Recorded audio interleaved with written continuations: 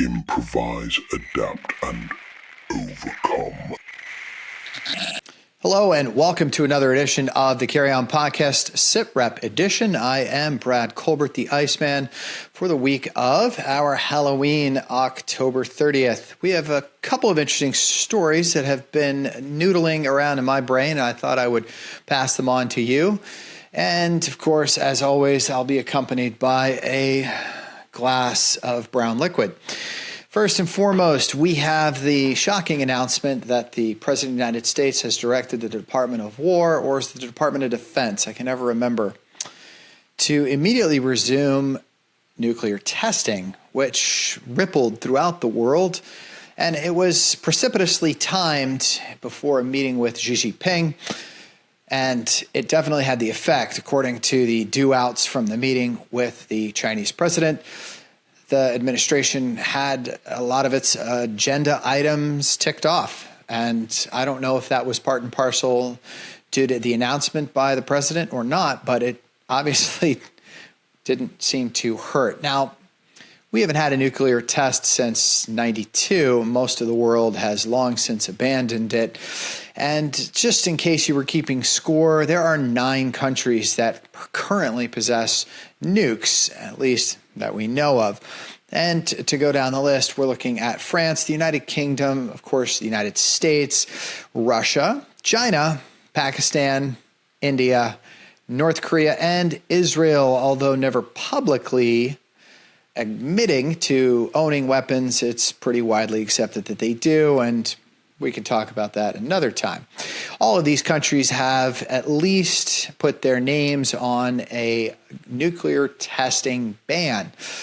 And since it's been 33 years since we have tested a weapon of that caliber, there is a lot of infrastructure that would have to be built back up in order for it to take place. But leave that aside for the moment, and let's just talk about some of the political ramifications, in my humble opinion. It's a bold move. It's brash. I think that this administration throws conventional wisdom right out the window, usually along with the baby and the bathwater.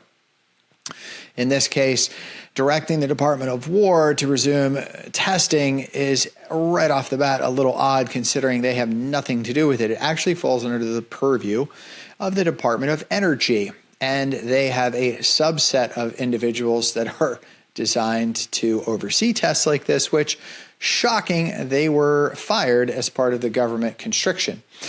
So we would have to either hire fresh people or bring them back onto the payroll with an apology and a bottle of whiskey, most likely.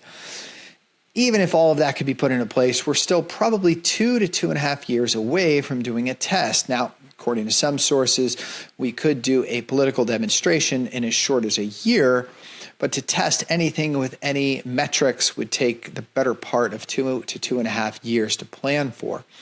The place that we would do it, of course, is the testing grounds in Nevada, which has also brought a lot of consternation in the political world because, hey, the governor and the representatives of Nevada want nothing to do with it. But newsflash, you don't have a choice. It's federal land that they would be testing it on, and it falls under the federal government's purview. But really and honestly, does anybody believe that there's ever going to be a detonation of this caliber ever in our lifetimes? I mean, just because the President of the United States wants something to happen doesn't necessarily mean that it will. And also, this president is bombastic, prone to impulsive statements and flights of fancy. So in all likelihood, it was probably done as a clapback to Russia for some of its recent tests, which we'll talk about here in a moment. But there's regulatory agencies that oversee the treaty, of which, oh, by the way, the United States signed but never ratified, and Russia de-ratified back in 2023. This agency makes certain that there will never again be an above ground, below ground, or water test of weapons. Notice they never said space, though, now did they? Now, is there a way to detonate a nuclear weapon in space with the equipment to test the effects and so on and so forth without causing massive disruptions to our satellite constellations that are up there? I mean, there is such a thing as an EMP. I don't have the question to any of these. I don't have answers to any of these questions. I'm sure somebody does, but be that as it may, sticking to the present, the treaty is designed to see that the world never does a test of these weapons again. In order to test these weapons, we would need a lot of preparation, and by doing so, it demonstrates our initiative to make new nuclear weapons, testing their capabilities. Is such a thing necessary in 2025? And truly and honestly, what is it that we are countering against? The nice thing about our weapons is that, at least when it comes to the nukes, the likelihood of using them is slim to none. We have this beautiful thing called mutually assured destruction, or MAD, where it's assumed that if our enemy fires weapons on us, we're going to fire weapons on them, and it's sort of a zero-sum game. So honestly, with the exception of doing almost but not quite testing and running computer simulations, especially with the artificial intelligence revolutions we have, do we really need a test? No, I don't think we do, and I honestly don't think we ever will, but I gotta say, it is a brilliant piece of diplomacy on behalf of an administration that, as mentioned just a moment ago, throws conventional wisdom completely out the window. I think that this sends a signal to our near-peer adversaries, i.e. Russia and China, that we're willing to play hardball. The United States has definitely taken a pacifist stance for the last 30 years, and hey, I'm the last person that wants to get into a fight, especially when intercontinental ballistic missiles are involved, but I do also believe in carrying a big stick, and there's no bigger stick in the world than a nuclear weapon. So all that to say, we're going to keep a close eye on this. Maybe it dies on the vine like so many of the things that the administration has come out with. Maybe it doesn't. But along the way, there's going to be a lot more media attention on this, and there's going to be a lot more organizations that are against it speaking out. Some of those that have spoken out most vocally are, of course, our good friends, The Guardian in the UK. I usually know where they slant, and I always take their stuff with a grain of salt. They also have TASS in Russia. We have Al Jazeera. There's a couple of independent news organizations that have been covering this story, all with particular slants. Some are looking at the political. Russia decided to take the tact of outlining the historical timeline of the United States above ground and below ground testing through the decades, and basically painting us as the warmongers, which is laughable in light of Russia's invasion of their neighbor, Ukraine, but we'll leave that one alone. I think that it's interesting also to note that Trump continues to use Department of War. As I mentioned, it's DOE that oversees these tests. The Defense Department or Department of War has launch chain of custody or chain of command, but testing, development, manufacturing, disposal, that's not the Department of Defense. It's DOE. But be that as it may, interesting story to follow. Just to sort of bookend it, I thought that as far as a foreign policy statement goes, it had the effect that it needed. It definitely shook things up, and it definitely got a response from several countries, many organizations, and that is not necessarily a bad thing. I don't think it'll ever happen. So that's my comments on that. Mr. Producer, Jason, my friend and confidant as always, is there anything that you would like to pepper me with on this subject before I segue to my next? Yeah, no, I think that ultimately when it comes to this specific topic with Trump and, his loose lips is that, it falls in the category of kind of psyops to me. It's like you're just you're dropping a bomb, and in reaction to Russia's testing and everything that's going on with China and the proximity that he was with China while he was in South Korea, and the announcement of allowing them to build a nuclear submarine. I just think it it it was convenient for him to say that at that time, and it caused waves, and that's Yeah. exactly what it was intended to do. Yeah, I agree. And a lot of people have said, well, this is raising the temperature on a potential Cold War, which is a paradoxical way to phrase that, but let's let it sit. But I disagree. I really do. I think that if this was a different president, yeah, it would be inflammatory. It would raise the temperature, but it's not. It's Trump. So I think it was a throwaway statement in many respects. Yeah, I mean, I could see that being true. I could also see it not being true. I think time will, as it always does, Yeah. reveal the truth. Yeah. And just considering everything that else is going on, like with Venezuela and the escalation that's happening there, and it definitely feels like there is a lot of inflammatory things happening that could become extremely volatile. And so it's hard to say ultimately, but I think in this instance it was just hyperbole. Yeah, yeah, I tend to agree with you. And as I outlined, the practical applications of such a directive are are Herculean, to say the least. I just don't see it happening before he's out of office. We are both Cold War kids, Yep. and the dialogue that was surrounding all of that constantly, and the fear that was pumped into the American people Yeah. pertaining to all of that is very familiar. This time right now is very familiar, and look at nothing really ever seemed to happen Right. during that time, and so it does. It does have the flavor of a Cold War. It does. It does harken back to that time when you and I were growing up, and we still did nuclear drills.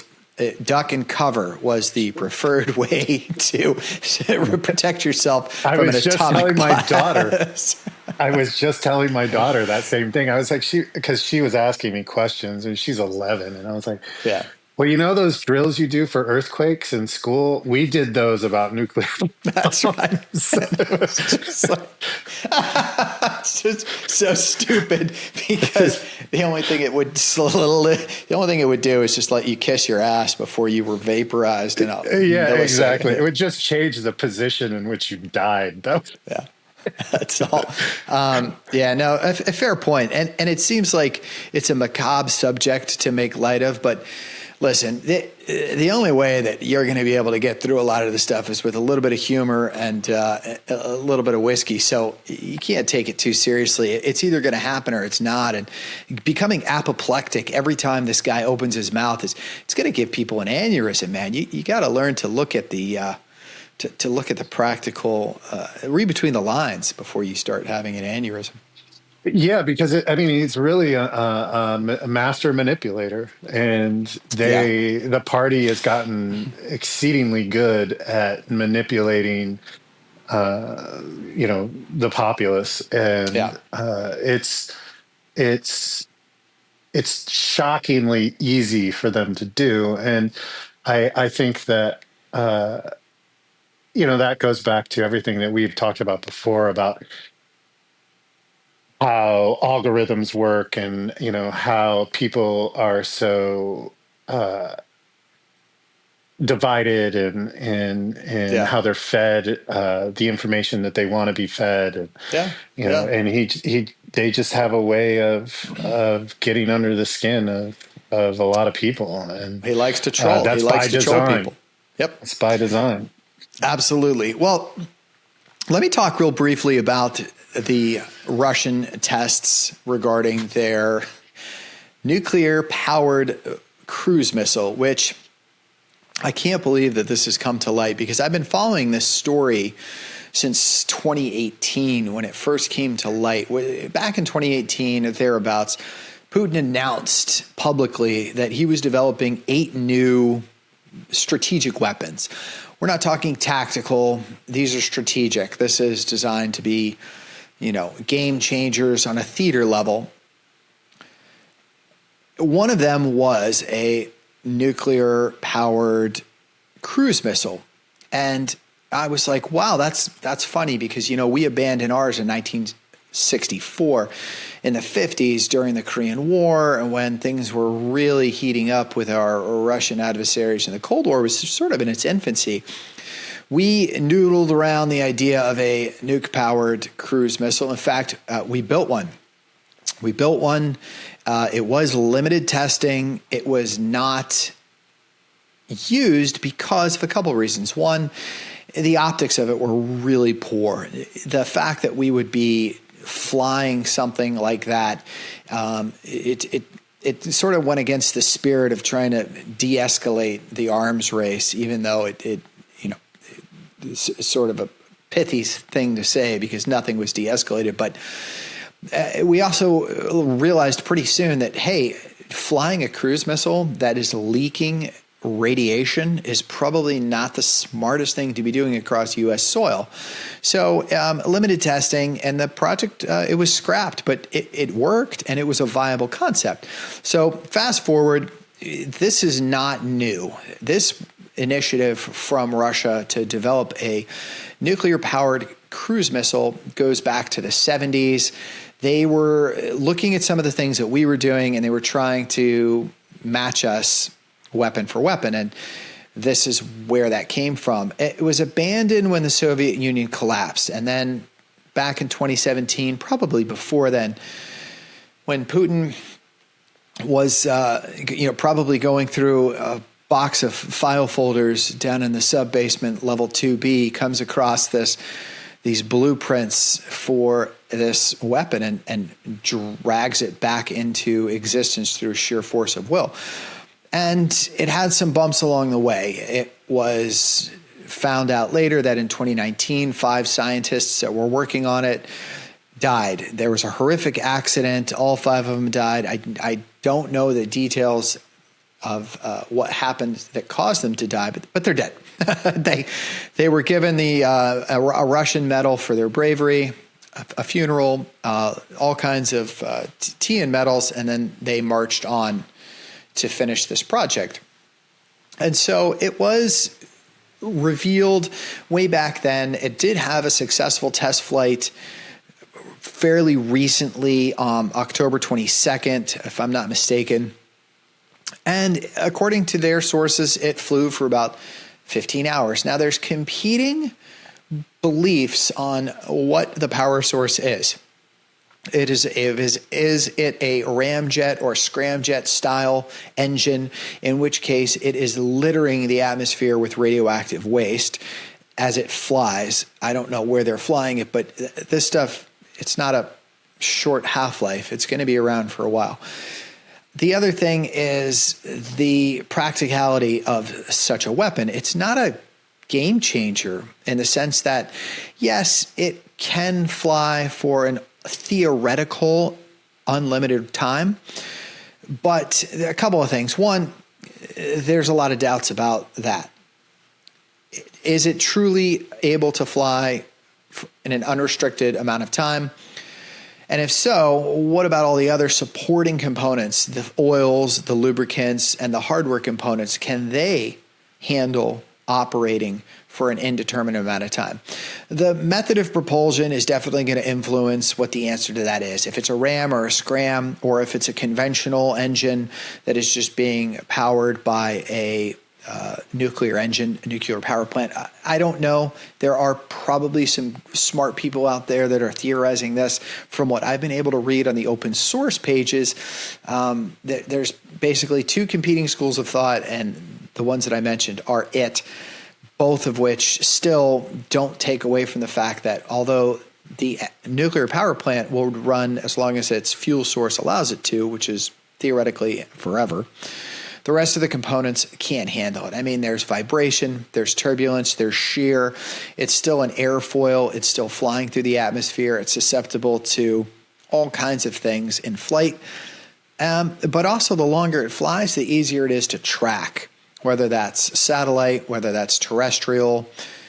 And if you can track it, you can shoot it down.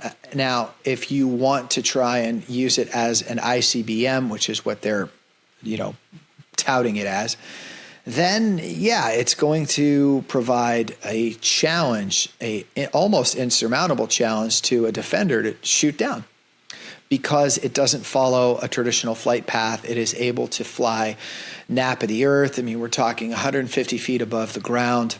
It is able to move up, down, left, right, in all three dimensions, and that makes it extremely hard to shoot down. It makes it extremely hard to track. So in that sense, yes, it does change some things, but is it a game changer? I don't think so. And I think there's a lot of speculation as to whether or not this is even going to see mass production. Does this system, yes, congratulations on your test flight, boys, but is it practical? Is it sustainable? Can you field it? They're big bombers because it's almost an order of magnitude heavier than a normal cruise missile.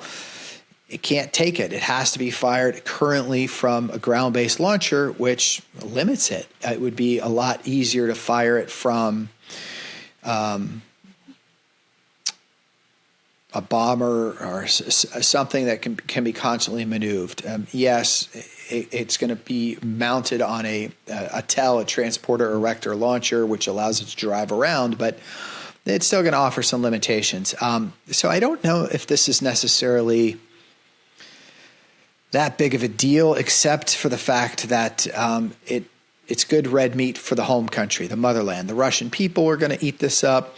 Putin gets to stand up and publicly announce that he has this wonder weapon, and it's good fodder for domestic media consumption. But I think most serious military experts see this for what it is, which is, okay, that's nice. It's a bit of a novelty. Yep, it's going to give us something to think about, but how many of these are you going to field? Are they going to be nuclear tipped? Are they going to be able to be produced in numbers that present a realistic and credible threat? And I just don't know if that's the answer.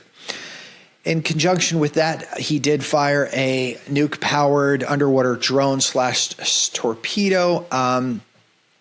Also, more for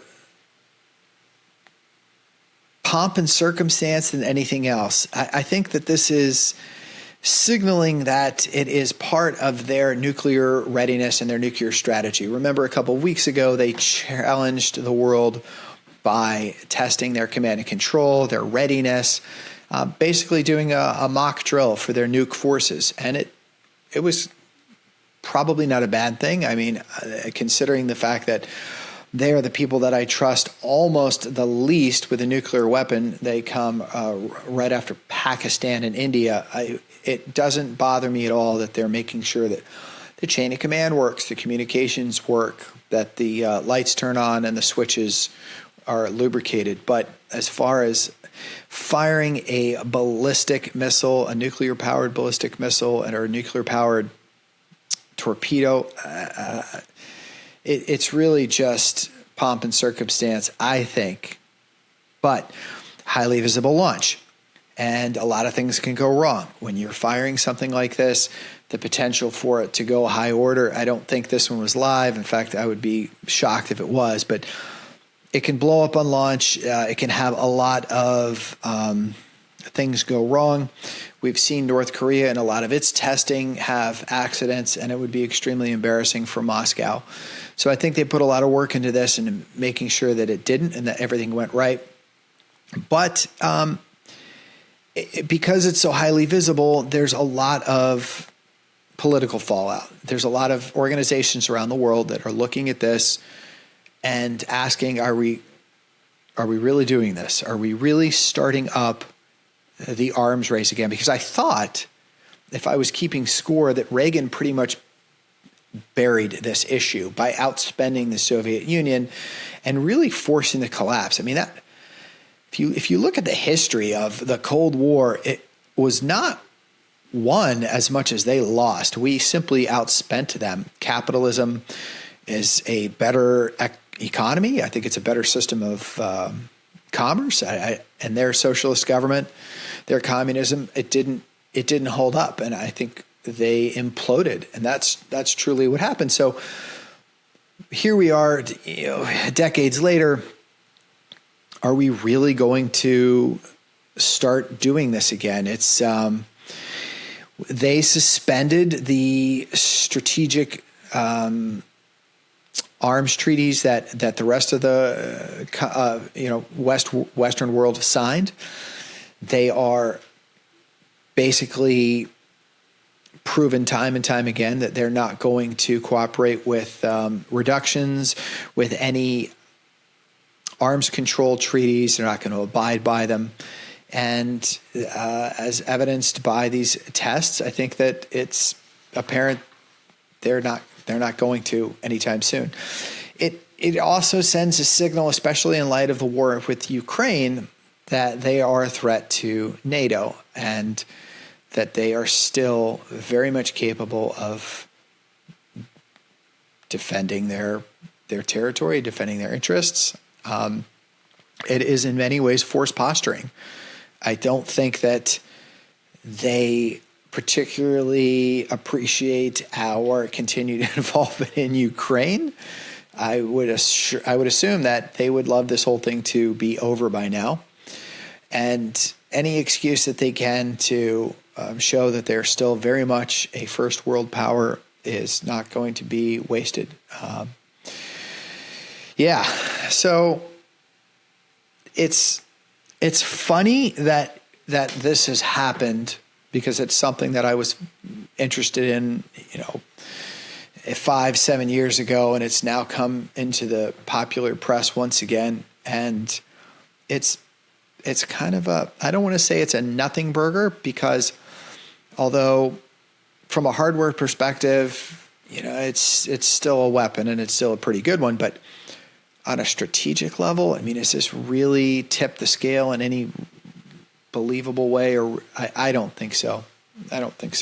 But well, we'll see. We'll see how many Chernobyls happen with more test flights. Yeah, I agree. This kind of falls under the flex category, and considering everything that's going on in the Ukraine and how long that war has been dragging on, it was Russia's way of trying to make themselves relevant again. And I think the biggest problem for me personally, I think the biggest problem with Putin in the realm of nuclear firepower is that I believe that he could press the button. I think that he's very capable of doing that, and I think therein lies a big difference. I know that we pressed the button in Hiroshima and Nagasaki and all of that, but in these days and time, and you're looking at his control over the government, and you're looking at the kind of human and character he has, he definitely has the capacity to do it. And I think that of in itself is the biggest problem with all of this, the testing and whatnot. I don't think that it's imminent, but I do think that it's possible. And there is where the problem lies for me. Yeah. But you brought up a good point. Our nuclear triad is so the command and control links in the chain are so carefully crafted that the risks of everybody throws out Trump's got his finger on the button and I don't trust this guy and he can launch weapons. Like, no, it's actually not as easy as you think. He can't just open up the football and push a giant red button and the next thing you know, missiles are flying. There's a lot more to it, and I wish that people would stop with that nonsense. But the Russian system, from what we have been able to garner, is much less controlled. It is much more centralized. The U.S. launch capability is I don't want to say but it is decentralized. There's several people that have to coalesce in order to launch these weapons. The Russians, on the other hand, can launch with a lot less oversight and a lot less restrictions. And to your point, I believe that he, between the two parties, America and Russia, I think he's much more likely, temperament-wise, to use them. I mean, we're not currently engaged in conflict. They are, and they are the aggressors. And I think that he's much more likely to use it than we would. Oh, for sure. And his rhetoric, is proof. I mean, he's threatened to use them, ad nauseum, and especially surrounding if NATO gets involved, and if the U.S. gets involved, and if all of the ifs. But we don't threaten to use nuclear weapons. Nope. That's not something that's part of our rhetoric. Nope. And it's very much a part of his. And again, we're back at the hyperbole thing, and we're back at psychology and how is that affecting the world and the posturing that comes with that. But I do think that he's off his rocker enough, or calloused enough, that he's like you said, it's not, it's so, it doesn't have the checks and balances in place to press the button. Yeah, they have a very centralized control. Yeah, and that's where the problem is, and that's where, and again, I think that that's part of the response that Trump, had to him. He's like, okay, well, we're going to test ours. You're testing yours, and you're using this kind of language. I do think that it was, again, hyperbole, but it's all very strange to hear this all happening again. Yeah, like I was saying, there's a lot of people that are sitting back and watching this play out and saying to themselves, Jesus Christ, what is this, 1980 all over again? Are we really doing this? Are we really going to ramp back up a Cold War that was over, and for a very good reason? It bore no fruit. All it did was scared the shit out of the free world. Spawned a bunch of great movies, though, so there's always that. Yeah, anyways. We're back to the Red Dawn. But I mean, what do you pick? You could do the morning after, you could do Red Dawn, you could do, Spies Like Us, so you could take this in any direction you want. And speaking of Spies Like Us, how do you like that segue? Let's talk about the Golden Dome for America, which, if you're a Spies Like Us fan, is a 2025 practical version of that movie, which in and of itself was based off the Star Wars initiative that Reagan wanted. The technology was not mature in the 1980s, and it is barely mature in 2025, but there's a very interesting startup that is trying to accomplish what Trump's executive order demanded, which was an integrated multi-layer missile defense system, including space-based elements, that would allow the United States to create a missile defense dome to prevent anything from attacking our soil. In a sense, we currently have something like that, but it is not as robust as what his executive order directed. Now, costs for this thing, wow. There are estimates. The space base alone is in the billions. I mean, billions. The overall system, many experts have theorized, is probably going to be around $1.7 trillion. Now, that's a whole lot of scratch. But hey, since we're writing checks that our ass can't cash anyways, who the fuck cares, right? Have you been to DC and seen the national debt clock? It's science fiction. Anyways, so in June, we had a Pentagon test of Alaska's LIDAR, possible Golden Dome components. And in August, we've been checking out Space Interceptor demos. There's a couple of prime vendors involved in this. I know that, what is the name of Lockheed Martin is one of them. Grumman, I want to say, is another one. And then there's this startup, this bootstrap company called Apex, and they've developed an orbital magazine, which I thought was really interesting. They're having a demonstrator up in space next year. It's a proof of concept. Essentially, what is going to take place is they're going to launch a satellite into low Earth orbit, and it's going to have a bunch of interceptors. Think of, they call it an orbital magazine because it has a magazine's worth of interceptors that will launch from space and intercept a ballistic missile, an inbound nuclear weapon, potentially non-nuclear as well. So the thing about intercontinental ballistic missiles is that the intercontinental part means that they have to actually scratch right through the bleeding edge of the atmosphere, and that's the opportunity at the apex, at the parabola, to intercept them and shoot them down. And that's what this product is designed to do. It's a Project Shadow is what they're calling it. They're self-funding. It's costing around $15 million of their own money. As I said, they're going to be launching next year, sometime around June.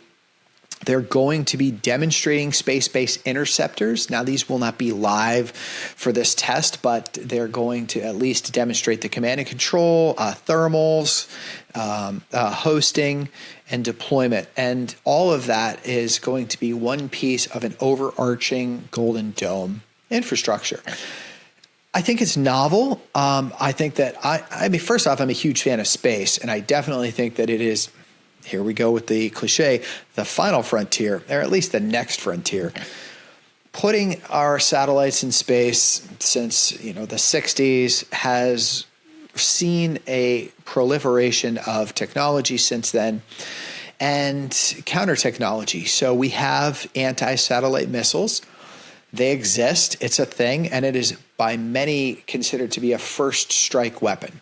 So as soon as a conflict is recognized or begins, the very first thing you want to do is you want to shoot down those satellites. You want to take down the communication satellites, the spy satellites, all of those things to blind your enemy on the battlefield and reduce their ability to command and control.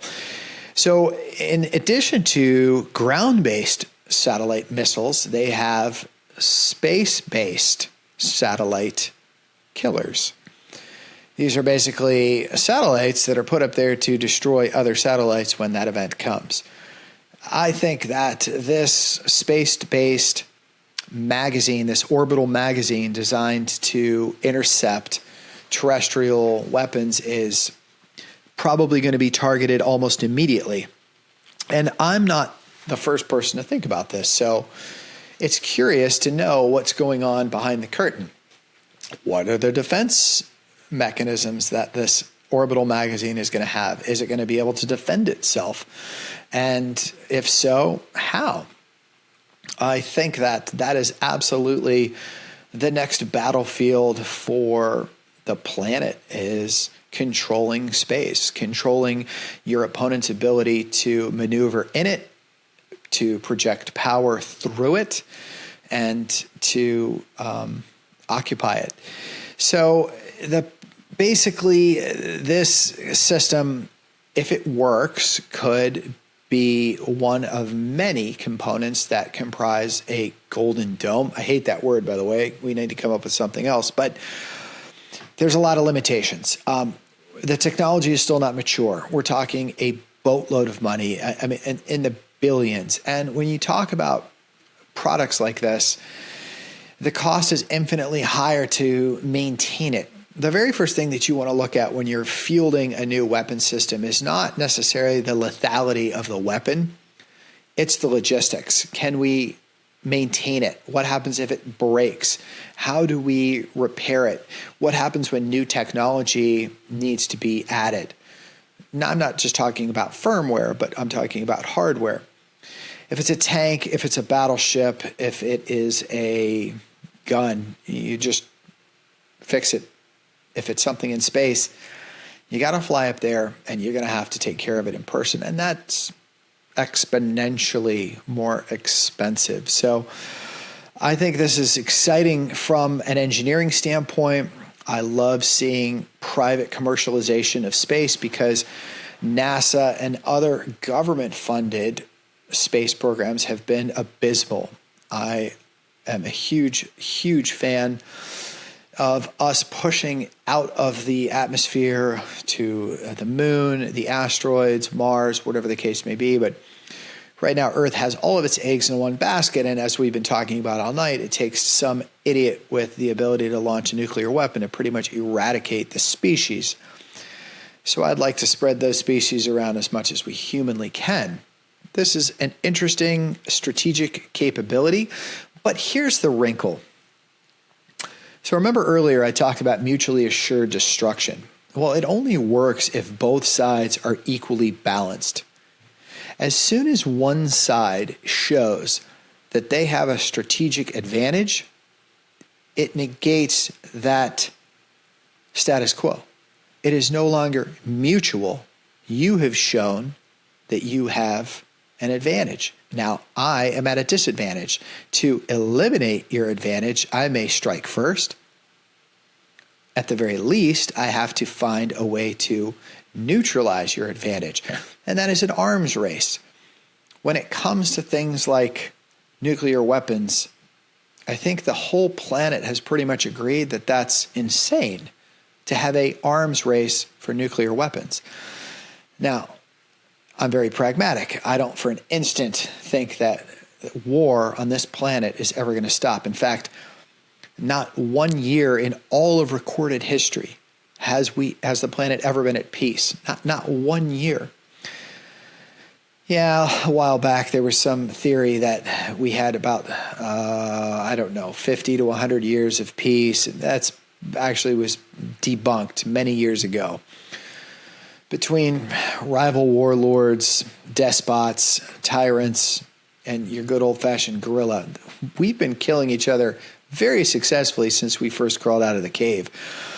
If we go up onto the moon and have a laser fight, I will definitely not be surprised. But until then, I'm going to watch this with excitement and apprehension all at the same time. So, yeah. Yeah, I think it is. Again, it goes back to the '80s and the Star Wars thing and Reagan and all of that, and this is definitely where it's all going. And you start to look at even in more recent news with stalking satellites that Russia is putting up in China as well as that they're stalking our reconnaissance satellites, and that that has been going on for some time, but it seems to have resurfaced again in recent news. Yeah. And not just our satellites, but the UK satellites as well. Yeah. So space is the next frontier for sure. Oh, and it is. It's been, part of the dialogue for a long time, and now it's coming to fruition in accelerated rates. I want to be able to walk into an old drive-in theater and have somebody wearing a members only jacket ask me if I would like a Pepsi. If I could have that moment, then all of this is free to play out however it wishes. I still have a members only jacket. Of course you do. Of course you do. It's blue.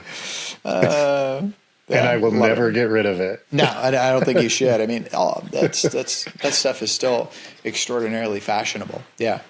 I would like it if we could perhaps, galvanize all of this expansion, this aggressive expansion into the arms race in space to the colonization race. Like that is where I would much rather see our energies being directed.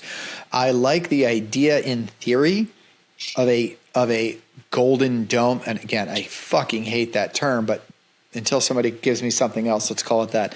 This missile defense system, I'm all for, but it's not practical. You're talking thousands of interceptors up there in orbit, and the cost is in the trillions. It's not practical at this point, but also, okay, what is the threat that we're trying to mitigate? I think that money could probably be better leveraged on terrestrial countermeasures instead of a space-based intercepting package. I've kind of gone back and forth. Like, I love the idea, and wow, the tech is really fucking cool, but gosh, don't you think that we could instead worry about other measures, countermeasures here terrestrially? Yeah, well, I mean, that's always been the case. I mean, since when has practicality become is a relevant thing when it comes to the industry of war, Well, or necessity is the for mother of invention. mankind? I just don't see the necessity here. Yeah, yeah. No, I think the necessity for it is farther away for sure. Yeah. And it has been part of our, collective conscious for some time. So it will come to fruition. It's just, I do think that, it's a lot farther away than we think. And, as far as colonization goes, that'll be interesting to see what happens. Like, who's going to land on the moon first? There seems to be a new race for that. China seems to be pretty close Yeah. to getting there. And, Yeah. then we're talking about, okay, the hot topic is, mining of resources, Yeah. and, you know, which is also part of the topic surrounding Venezuela. Right. And it's not just oil, so it's, you know, like you said, shooting each other with lasers on the moon, that's where that's going to go. It's like you're the race to exploit whatever the moon has to offer. Well, and I don't even know if it's necessarily the moon. The moon is not a wellspring of resources. There's other more ripe areas, but what it does have is real estate.